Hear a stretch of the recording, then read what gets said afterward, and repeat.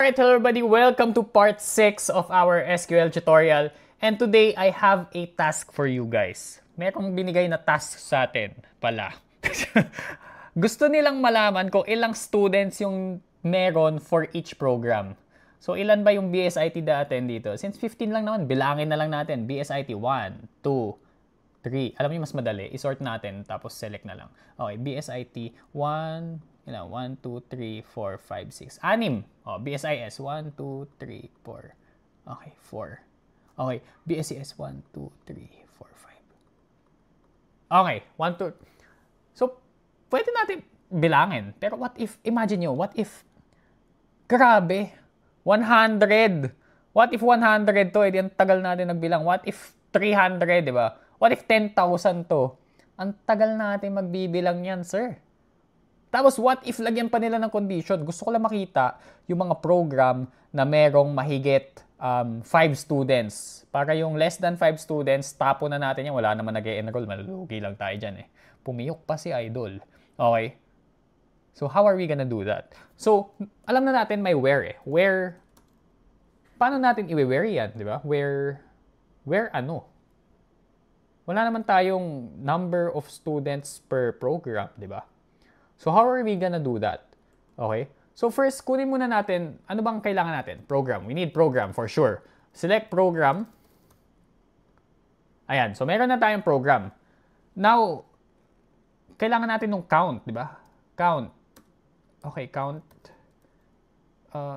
Let's count the program. Nag-e-error na siya. Nag-e-error na siya. Bakit nag-e-error na? Di ba? Hindi nagagana eh. So, tanggalin natin. Okay, tanggalin natin yung program. Select count program. Okay, may 15. Pero again, gusto kong makita. Okay, tanggalin natin. Nag-e-error to eh. Kung ilan per. Paano natin gagawin? Merong tinatawag na clause sa SQL. Okay? Group by. Dito na kayo malilito. Okay, dito na kayo malilito. Kung nalito na kayo before, mas lalo kayo malilito dito. Kung hindi pa kayo nalilito, malilito na kayo dito. Maybe kasalanan ko yun kasi pangit yung explanation ko. Pero okay lang. At least masaya tayo, di ba? Okay? So, group by. Anong i-group by natin? Group by program. Okay? So, imagine nyo, BSIT, lahat ng BSIT. Lahat ng BSIT students. Tingnan nyo yung camera. Lahat ng BSIT students, mag-group by kayo. Group by BSIT. So, magiging isang group na lang kayo. Di ba? So, lahat ng BSIT, magiging isa na lang.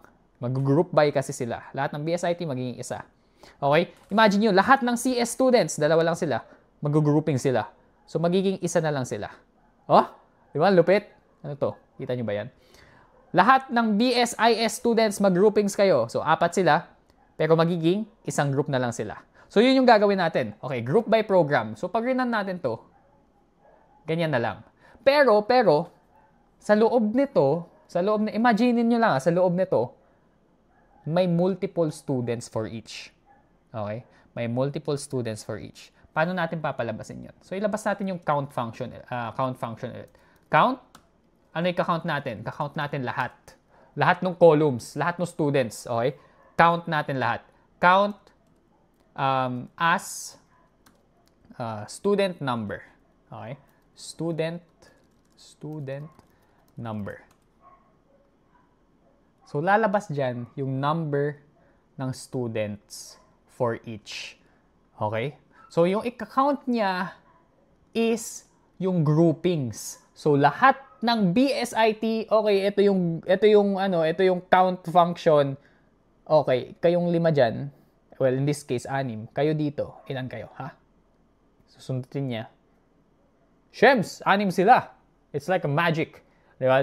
Yun yung group by clause, basically. Okay? Now, let's say, okay, sige. Gusto ko na malaman yung ano natin kanina. Gusto ko na malaman yung student number na more than 5, di ba? More than 5. Kasi yung BSIS, tapon na natin yan. Walang kwenta. Nalulugi lang ang school natin dyan. So, lagyan natin ng where. Where student number is greater than or equal to 5. May error. But may error. Here's the thing with where. Okay? Hindi siya gumagana kapag may aggregation. For example, yung count, yung previous lesson natin basically, yung count, yung average, min, max. Hindi siya gagana pagka may group by, tas in-aggregate pa natin, di ba? Hindi siya gagana. Pero, don't you worry, may bagong clause tayong mapapag-aralan. Tawag dyan, having. Di ba? Na meron, di ba? Merong student number greater than or equal to 5, but walang lumabas. Okay, I missed out a very important thing. Pag nag-alias kayo, string literal kasi to. So, hindi gagana yan pag may ganyan. Okay? So, wag nyo na lang lagyan ng... I mean, kasi pag mag-output naman kayo in the real world, hindi naman kasi ganun eh. So, ang gawin nyo na lang, wag nyo na i-string. Okay? Para wag nyo na gawing text. So, student number, ganyan na lang. Okay? Para wala nang mahirapan, sure na hindi mag-error yung query nyo. Student number. Ayan. Yan, gagana na yan. Okay? So, ganun. Alright? Now, let's go back to our ibang table naman para may thrill, di ba? Subjects. Ay, mali. Select star from subjects. Sheneng! Napakalala. Ang lala ng natin. Gusto natin makita yung average score for each subject. Okay? Pause the video right now para gawin nyo, para ma-check kung naiintindihan nyo ba talaga. Okay? Hindi ko na kayo antayin, gagawin ko na, pero kailangan nyo i-pause. So, ang gusto natin malaman is makuha natin yung average score for each subject. So, ang una natin gagawin, of course, let's group by the subject name. Pero first, select lang natin kung ano yung kailangan. Subject name. So, we'll be grouping by the subject name. Group by subject name. Alright?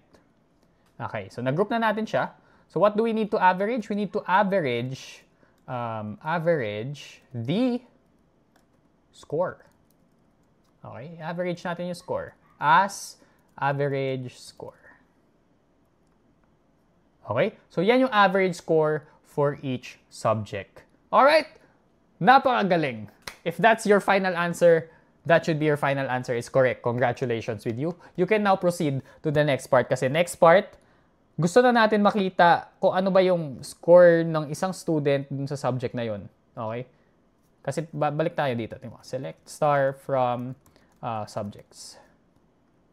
Kung makikita nyo, si student 1, may tatlo siyang subjects. Tapos kailangan mo pang, di ba, okay, si ID number 1, kailangan mo pa i-check isa-isa. So, si math niya, 91.